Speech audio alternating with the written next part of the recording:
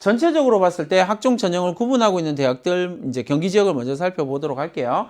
가톨릭대 같은 경우는 잠재 능력 우수자 서류, 잠재 능력 우수자 면접 이렇게 나누어서 이야기를 합니다. 이렇게 나처럼 서류와 면접으로 구분하는 대학이 학생부 종합 전형 자체를 서류와 면접으로 구분하는 대학이 조금씩 늘어나고 아주 미세하긴 하지만 어쨌든 계속 늘어나고 있는 추세다라고 하는 건 이해를 하실 필요가 있고요. 서류 전형은 전체적으로 봤을 때 서류 100으로 갑니다. 학생부만 보고 뽑겠다라고 하는 개념이니까. 반면에 면접 전형은 당연히 단계형 전형으로 나누어지겠죠. 면접이라고 하는 걸 봐야 되는데 1단계부터 면접을 본다 이건 어려우니까 현실적으로는 단계형 전형으로 갑니다. 그래서 1단계에서 학생부 종합 전형 서류로 학생부로 이제 가톨릭대 같은 경우는 4배수를 선발을 하고요. 그 다음에 1단계 성적 70% 반영, 그리고 면접 30% 반영. 그래서 면접 반영 비율이 30% 된다. 이렇게 생각하시면 되겠습니다. 그래서 단계형 전형이다라고 이야기를 하는 건 전부 다 그런 형태로 나타나게 되고요. 차이가 나는 건 두 가지겠죠. 하나는 몇 배수, 배수가 얼마나 되느냐.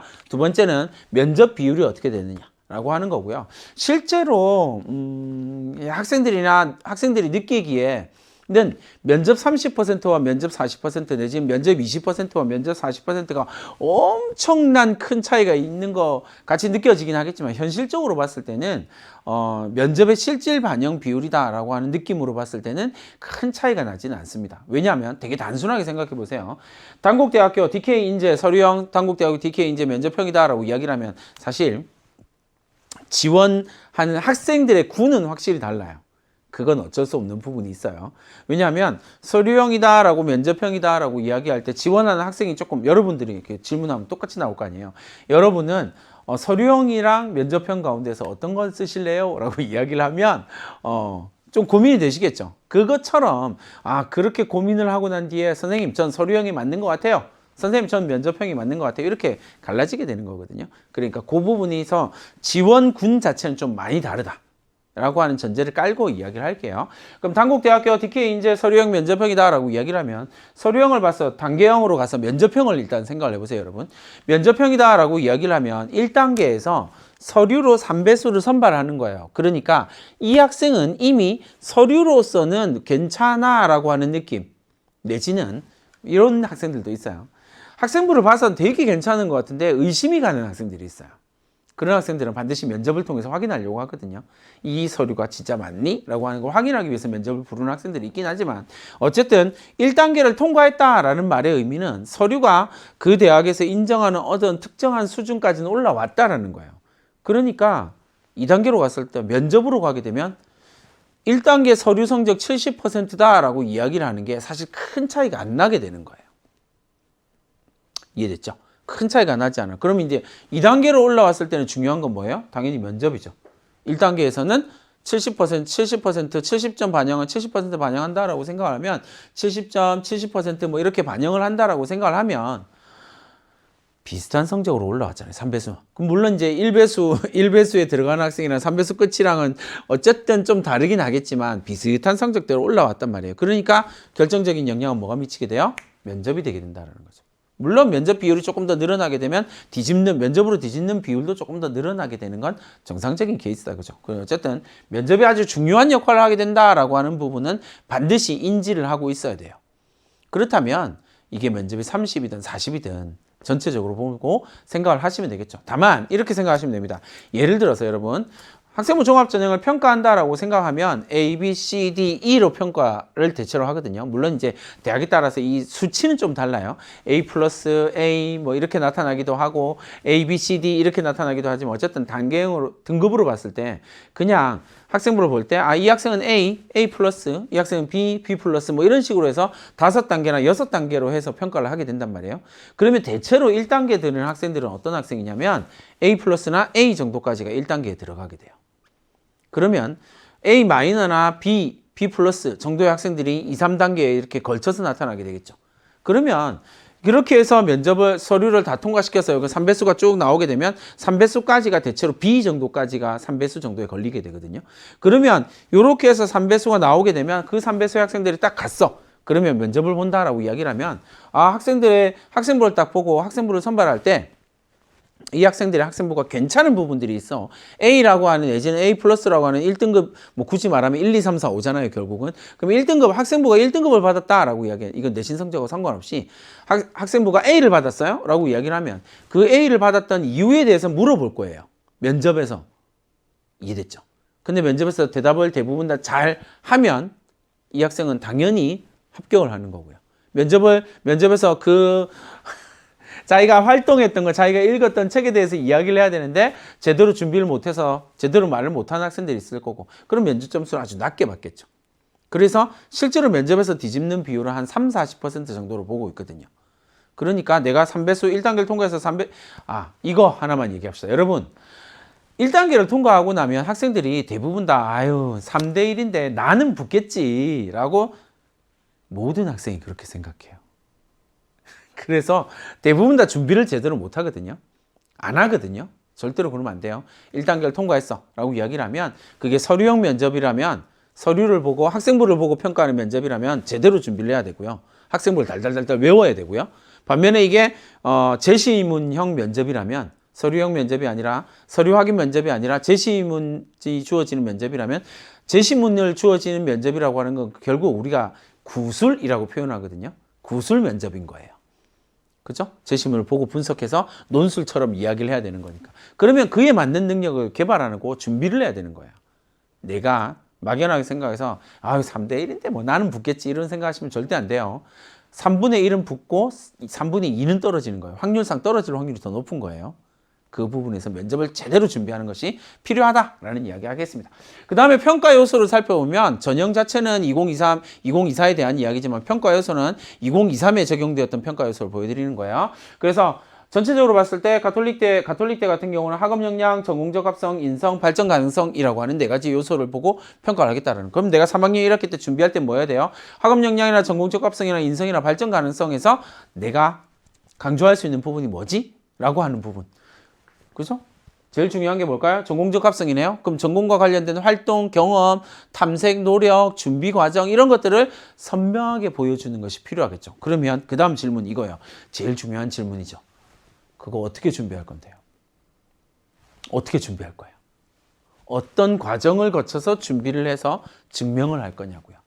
그에 대해서 선명하게 계획이 세워져야 된다는 거예요. 다른 대학도 다 비슷해요, 여러분. 인성, 전공적 합성, 발전 가능성 뭐 쭉쭉쭉 나오죠. 단국대학 같은 경우도 학업 성취도, 탐구 능력, 전공적 합성, 그 다음에 인성 및 발전 가능성 이렇게 나오죠. 제일 중요한 게 뭐예요? 전공적 합성. 다른 말로 하면 뭐라고요? 진로 역량. 너의 진로 역량은 어때? 라고 하는 부분에 대한 질문이 되겠죠, 그죠?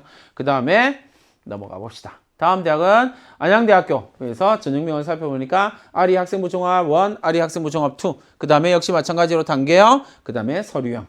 이렇게 되겠네요, 그죠? 을지대학도 중앙대학교 안성 캠퍼스가 되겠네요, 그죠? CAU 탐구형 인재, CAU 융합형 인재. 그 다음에 서류형, 서류백이냐 아니면 탐구 단계형이냐. 이렇게 나타난다라는 거. 외대 글로벌 캠퍼스에 대한 이야기가 이렇게 나타난다라는 거 보시면 되겠죠. 역시 마찬가지로 뭘 보면 돼요? 평가 요소를 확인해 보면 안양대학교 같은 경우는 학업 역량 25%, 전공 역량, 인성, 발전 가능성을 각각 25%를 보고 있죠. 균등하게 분배를 하고 있다, 그죠? 대부분의 대학이 평가 요소에 대해서 중요한 평가 요소, 덜 중요한 평가 요소를 구분하는 데 비해서 몇몇 대학들은 평가 요소를 동일하게 주고 됐죠? 그렇게 해서 보시면 되겠고요. 각각의 여러분들이 지원하려고 하는 대학에 어떤 특징을 가지고 있는지를 그리고 어떻게 반영하고 있는지에 따라서 내가 준비해야 될 게 좀 달라진다는 걸 이해를 하셔야 돼요. 여러분, 학생부 종합전형에서 실패하는 학생들의 가장 공통적인 특징이 뭐냐면요. 열심히 준비한 학생들이에요. 그냥 열심히 준비한 거. 학생부 종합전형을 평가할 때, 학생부 종합전형을 평가하는 교수들이 평가할 때 제일 중요하게 생각하는 게 뭐냐면 일관성이거든요. 일관된. 그러니까 학생부가 특정한 방향으로 몰려 있어야 돼요. 내가 생각하는 그 방향으로요. 그럼 이제 그 다음 질문 이런 게 나오겠죠. 선생님, 예를 들어서 이게 거의 대부분의 대학에서 제일 중요하게 생각하는 게 뭐냐면 전공적 합성. 다른 말로 하면 진로 역량이에요. 진로와 관련된 역량, 관심과 준비 정도 뭐 이런 것들을 보게 되는 거거든요. 그럼 진로 역량, 전공적 합성을 준비한다라고 이야기를 할 때 여러분들 그쪽 방향으로 준비되어져 있는 것이 중요해요. 그래야 좋은 평가를 받거든요. 이것도 아니고 저것도 아니고 이 활동도 하고 이 활동도 이거 아니요. 그쵸? 그 부분을 여러분 잘 생각하시고요.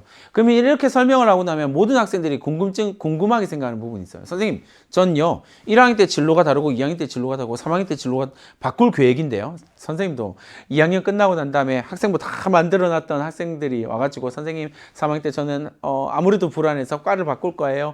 정치 외교학과 생각했던, 그래서 그렇게 만들었던 학생부를 갖고 와서 3학년 때 선생님, 전 도저히 정형외과는 무서워서 안 되겠고요. 전 영어영문과나 진로를 바꾸기로 했어요. 이런 학생 진짜 많이 만나거든요. 근데 그 학생들이 합격을 해요. 왜 합격을 할까요? 여러분들 생각하고 조금 다르게 해요. 이게 공부가 필요하다는 게 이런 거예요. 여러분 생각하고 좀 다르게 일관성이라고 하는 이 일관성, 학생부의 일관성은 어디에서 나타나는 거냐면 학생부 전체에서 나타나는 게 아니라 1년에서 나타나는 거라고 생각하시면 돼요. 이해됐죠? 그러니까 그 1년 동안 학생부가 특정한 방향으로 전공의 일관성이 있냐라는 거예요. 이해됐어요? 그러면 내가 어떤 예를 들어서 정치외교학과를 열심히 공부를 했어요. 그래서 정치외교학과를 쭉 준비를 하고 있다가 3학년 때 영어영문학과로 틀었어. 근데 생각해 보세요, 여러분. 고등학생이 진로를 바꾸는 게 죄예요? 나쁜 거예요? 아니에요. 절대로 아니에요.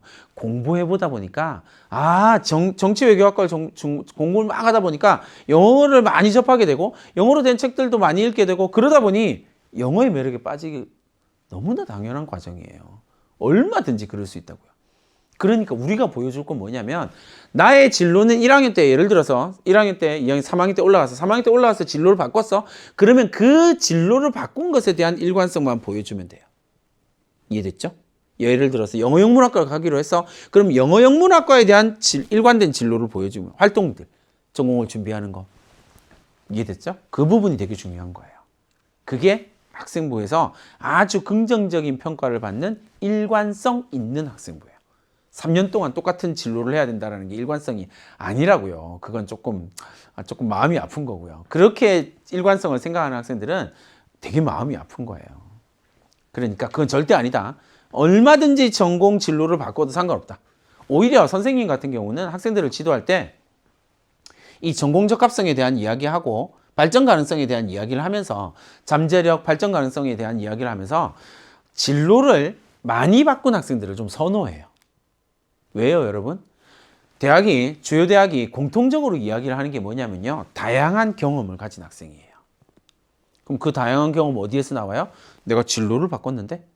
그럼 다양한 경험을 할 수밖에 없잖아요. 잠재력은 어디에서 튀어나와요? 다양한 경험에서 튀어나오게 되는 거거든요. 알겠죠? 그러니까 진로를 바꾼 것에 대한 고민을 하지 마시고요. 진로 역량, 전공 적합성을 어떤 방식으로 일관되게 증명할 것인가를 포커스를 맞춰서 준비를 해주시면 됩니다. 3학년 1학기 때 그거 준비하는 것만으로도 얼마든지 여러분들이 좋은 평가를 받을 수 있어요.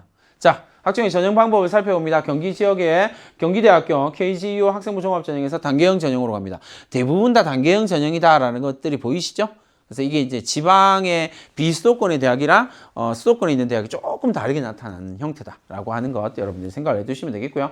전체적으로 봤을 때 단계형이고 3배수 면접 30% 이게 가장 일반적인 폼이기는 해요. 제일 많은 거.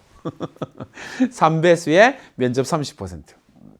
근데 이제 한국공학대 같은 경우는 창의인재 가서 단계형으로 4배수 선발을 하는 거예요. 그리고 면접을 40% 주는 거고요. 이렇게 보시면 되겠습니다. 수능 최저 학력 기준을 적용하고 있는 대학들도 쭉 살펴보시면 되겠네요. 학종에서 수능 최저 학력 기준 적용하고 있는 건 경기도권에서는 의학 계열밖에 없다라는 거, 의학 계열이 거의 대부분이다라는 걸 확인할 수가 있겠네요. 인천 지역의 학생부 종합전형 적용한 거 보니까 경인교대 교지 적성에 맞춰서 서류 100%, 인천대 같은 경우는 단계형 30%로 간다. 그 다음에 인하대학 경우 같은 경우는 인하 미래인재 전형이라고 해서 단계형으로 가고요. 단계형 1단계에서 3.5배수를 선발한다.